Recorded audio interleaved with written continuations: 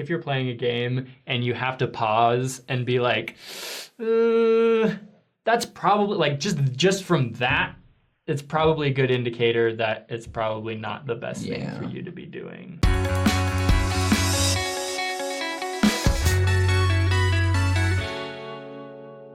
Hey guys, welcome back to Saints Unscripted. Today we're talking about gaming, video gaming. So naturally, you know, we've got Justin here. Yeah. Hey. Well, and what's interesting is video games, when I'd like you all to close your eyes, and when you hear the word video games, what's the first thing that comes to mind? Bullets. Interesting. Okay.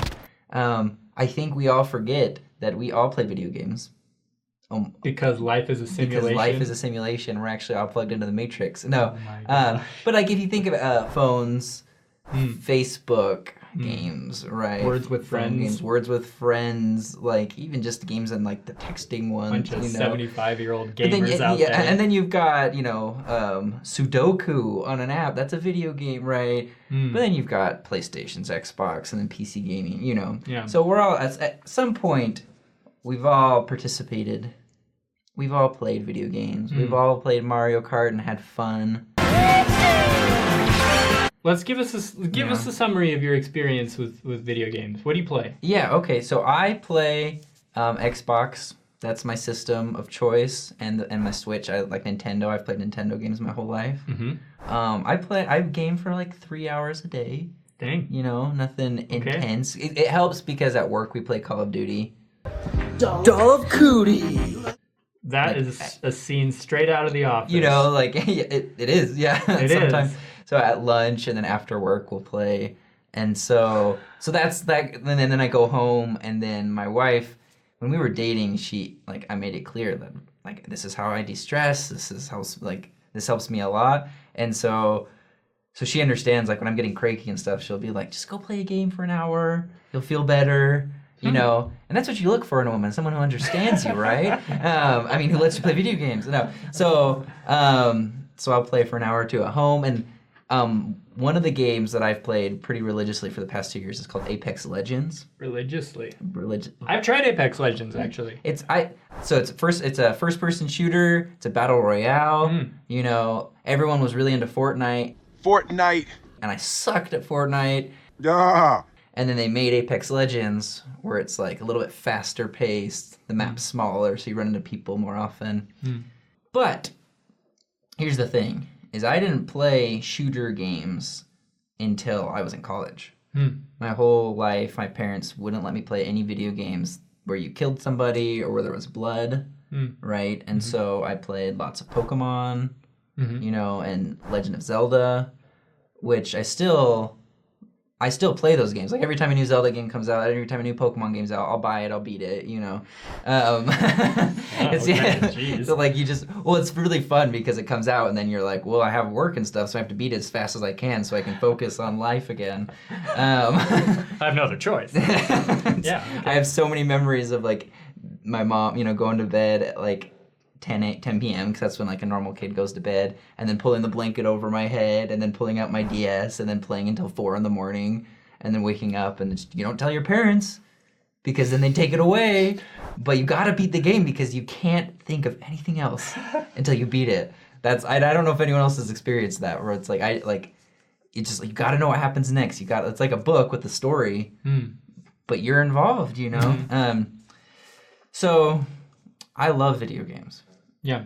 But I think the point of this video, we want to talk about how video games can be good and how they can be bad. Yeah. And if there's any like church stuff out there about them, which there really isn't. Just put that out there. If you Google it. We do have a couple of quotes. Yeah. And let's just read one of them. Perfect. So we have one from the church's website that just says, the church is not against video games, but youth are urged to be smart in their selection of games and the amount of time they spend with them. We've been commanded to use our time wisely, reference to D&C 60:13.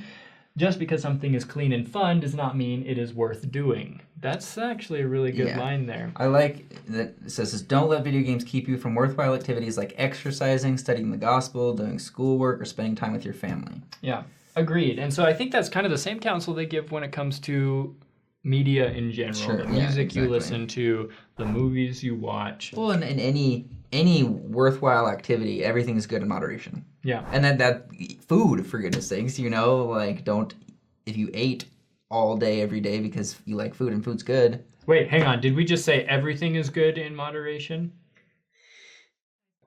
Pornography is good in moderation? Murder is good in moderation? It just depends on what the moderation is. If the moderation is none, then... I understand. When you said, I was like, I think so. I don't know what you're getting at. Yes, correct. Actually, pornography. So, games, right? I'm going to draw some lines here. This is personal, but I feel like... Opinion alert. It's opinion, but also it's what I feel like I've been able to learn through my life when it comes to video games. I did this project in college, actually. It was my senior project. So, it's not a high school project. It's a college project. So I had access to a lot of resources, right? A lot of information, a lot of research. Video games in and of themselves, there's very little studies that show that there's, direct negative, if you play a violent video game, are you violent? There's no proof of that right now, or if you play X kind of game, do you have these kind of tendencies? We just can't show that because there's so many varieties of things and all the studies have been inconclusive. The one thing that has been consistent is the amount of screen time you have, it does correlate to depression.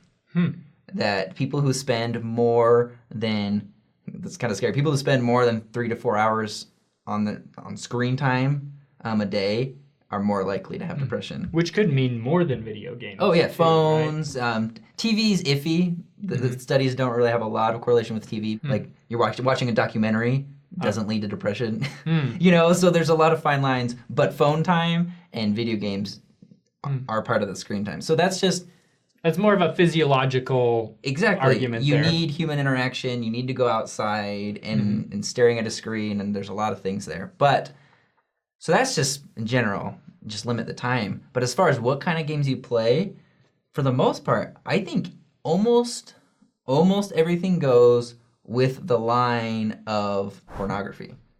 There are a lot of, and soft porn, right? There are a lot of different video games that introduce varying levels of pornography, and people justify it because of the gameplay, because of how fun it is, or maybe it's not that big part of a game. But a lot of people get into trouble because when you introduce that anyway, right? Any kind of introduction into your home, the spirit leaves, you're opening the door for addiction, right? And so that's where I personally draw the line, is if I'm playing a game and there's particular characters that I think, are dressed suggestively, if they show up once or twice, I'm kind of like, it's fine.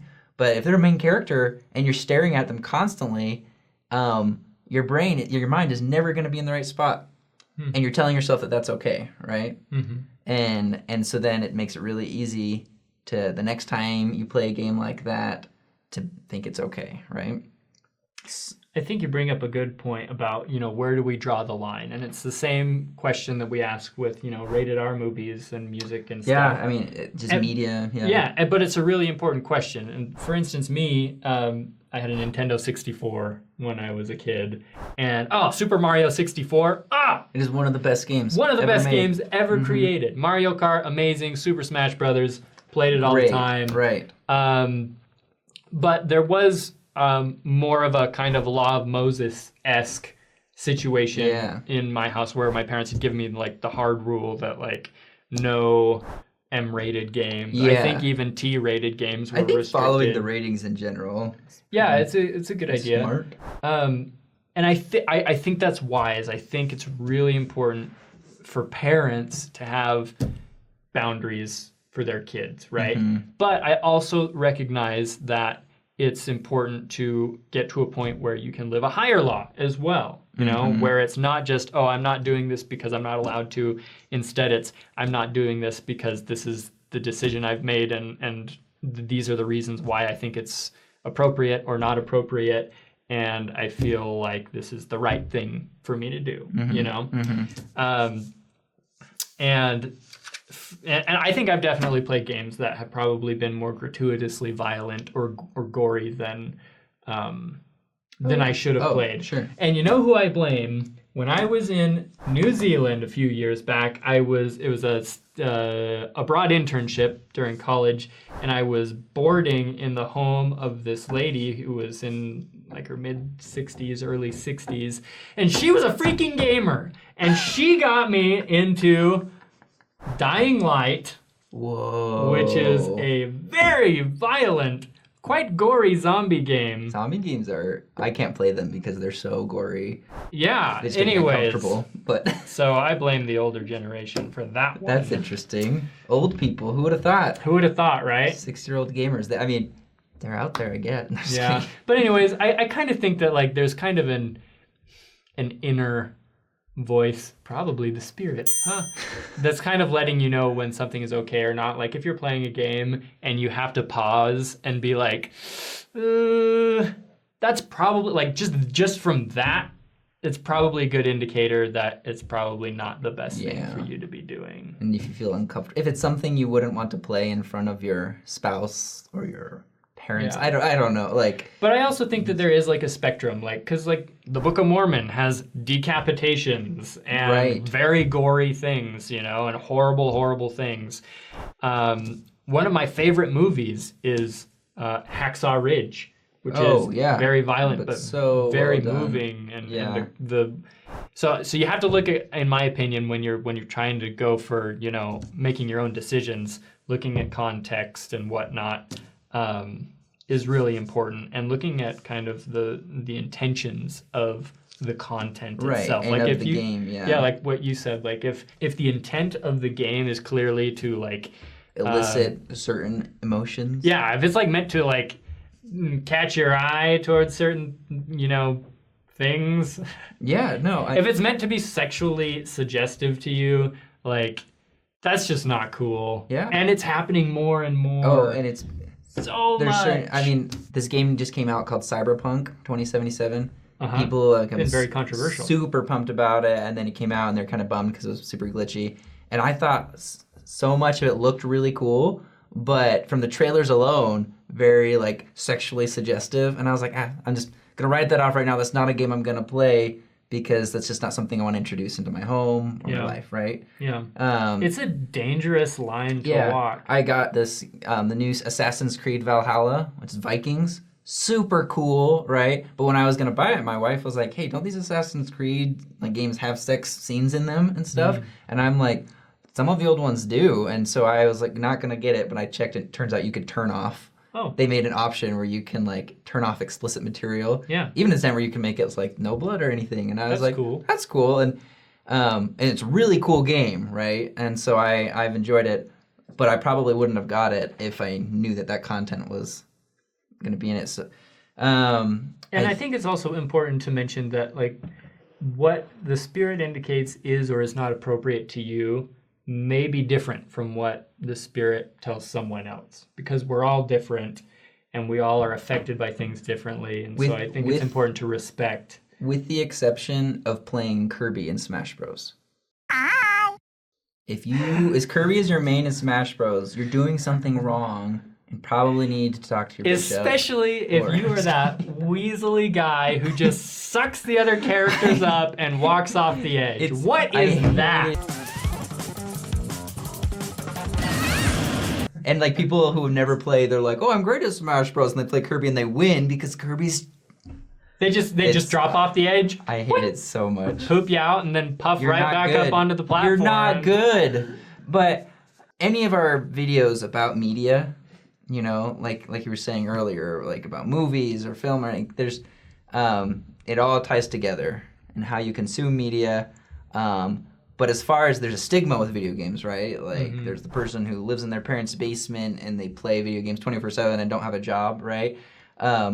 That has nothing to do with the video games, right? It has to do with a person's lack of motivation to get a job. Okay. But video games are fine. I love playing with family in moderation. My wife and I, we play Fortnite. We'll get my brothers on a group call or her sisters on a group call, and we'll just hang out. No better way to do it than with a little familial Fortnite. a lot of fun. Right, and I gotta be careful because like sometimes I want to play, but I'll recognize that I need to spend time with my wife or my cats, you know, and it's like, okay, I'll turn it off, you know, and like do something else. So it's just anything in excess can be bad, even if it's not bad a little bit at a time. That makes sense. And one other thing too is the online interaction of video games. That's something you got to be really careful about because some people are very explicit, you know, just swearing up a storm and telling you to kill yourself because you played poorly and stuff, you know. So that whole environment can be very toxic. Yeah. My advice is just to avoid it. Yeah, you know, or sometimes like I've played Fortnite and you notice that like the audio chat is on and you might have like some 8-year-old kid in your squad whose mom is totally clueless that her 8-year-old child is talking with strangers online and you're like, parents, don't do that. That's a dangerous thing to do. So like, and that's a little bit different from video games. That's more of a commentary on online interaction in general. Yeah. But you can play games. I recommend just turning off the mic so you can't hear people telling you lots of nasty things. So I think you should always be nice. Yeah, and I'm going to make a point really quickly. I think a lot of people, there's a stigma in the church that like we have, or people outside the church looking in, that we have like so many rules and whatnot, right? That we're so restricted. But honestly, like I think a lot of these things are in place so that we have more freedom, you know, like for instance, like people that build some video games try and hook you in with sex or whatever it may be, right?